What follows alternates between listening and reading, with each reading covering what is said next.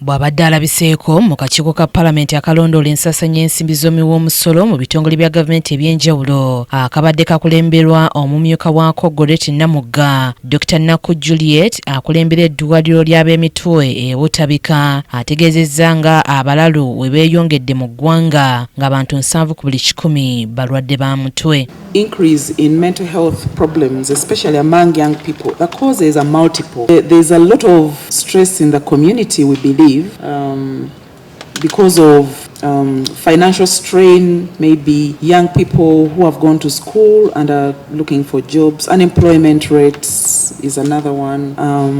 There are lots of issues in families that are breaking up, that are not supporting children well. Ababaka beebuuzizza mu kakiiko kano ekireese embeera eno okusajjuka mu ggwanga. Is it something that you manage your experience? I want to understand from you.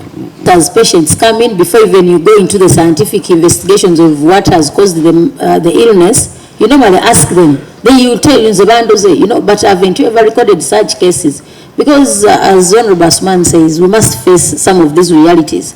Abalwala endwadde zino n'olwekyo endwadde zino zeeyongedde nnyo, twetaaganga Uganda okubaako kye tukola olw'okugezaako okujjanjaba abantu baffe naddala abavubuka. Endwadde zino zireeteddwa ebintu bingi.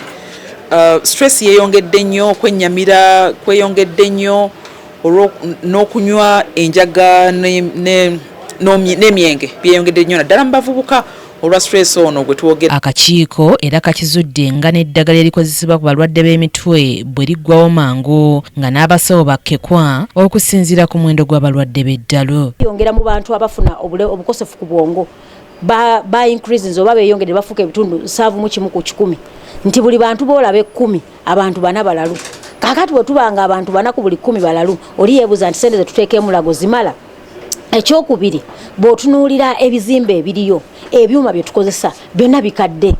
Kati eddwaliro lino olubanga lyakujjanjaba bannayuganda ekyamazima Butabika yeetaaga okwongerwa ssente, Butabika yeetaaga abasawo, Butabika yeetaaga okuwa endabirire ey'enjawulo. Tukizudde nti ekireeta Butabika okujjula amalwaliro ga wansi nga Regional Referral Hospitals temuli bakozi basobola kuyambako Butabika. Ate ne baali baddeyo wansi eyo tetutaddeyo ssente. Nene Butabika tokoze mulimu gwayo kugoberera abalwadde bava mu ddwaliro. Dr. Juliet Nakku alazenga bwe beetaaga ensimbi ennyingi okulaba nga bagamba ku bavubuka kubanga enjaga n'omwenge bagamba nti bye bireetedde embeera eno okusajjuka. Nga batwongerako ku ssente ez'okusasula emisaala buli mwaka batwongereko tube nga tuwongeza ku basawo bano buli omu asobole okutuukibwako. Bwe tunaakola ekyo tujja kubeera bulungi okusinga ne bwe tuli kati. Naye kati Butabika yo ejjudde namwe mbalinze. Amyuka ssentebe w'akakiiko kano Gorette Namugga agamba baakulaba engeri gye bagenda okutereeza embeera eno nga bayita mu kwongera eddwaliro lino ensimbi. So Butabika tugyongere ssente kubanga enkola yaffe ne gavumenti obutatuukiza obuvunaanyizibwa bwayo abalalu beeyongedde n'abakulembeze balalu. Abakulembeze enkola gye bakolamu ebintu naye otunanoga nti ye ogundi akoze ng'omulalu. Naye nga bw'otunuulira ekiri e Butabika embeera eno tetusobola jjikiriza nga abakulembeze. Naye ate ekyennyamizza bano badokita gwogamba nti dokita omu yalirabye abantu 10 naye nga dokita omu alaba abalwadde 100 ne badokita bali overworked. Abannansi gwogamba nti nansi omu yalirabye abalwadde nansi omu alabye abalwadde 10 alaba abalwadde 6. So olaba nga kiri waggulu nnyo, so nabo bali stress. Akakiiko era kakizudde ng'ab'e Butabika bwe batubidde n'abalwadde abawona wabula nga tebaddayo gye baava oluvannyuma lw'okuwona ne basiibulwa. Abaana abato ebiduula n'okwagala ssente, abaana abawala okwagala ssente kibaleetedde abamu ne ba boyfriend nkukyaye abamu okufuna mental illness. Naye ate nekikomawo temukijjawo ku bavubuka okubbula ly'emirimu.